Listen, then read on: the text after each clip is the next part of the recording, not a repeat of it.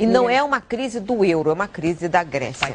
E não é uma crise do euro, é uma crise da Grécia.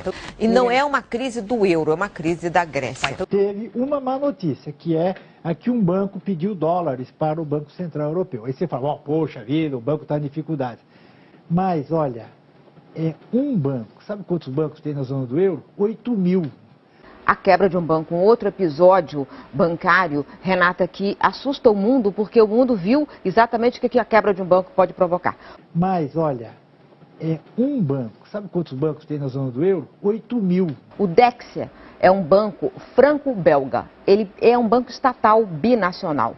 E ele fez uma reunião ontem de 6 horas. Ao final disso, ele disse que está perto do colapso por causa exatamente das dívidas que ele carrega da Grécia e de Portugal. E não é uma crise do euro, é uma crise da Grécia. E não é uma crise do euro, é uma crise da Grécia.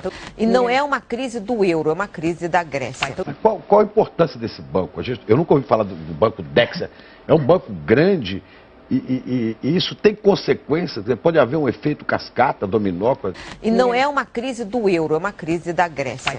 E não é uma crise do euro, é uma crise da Grécia.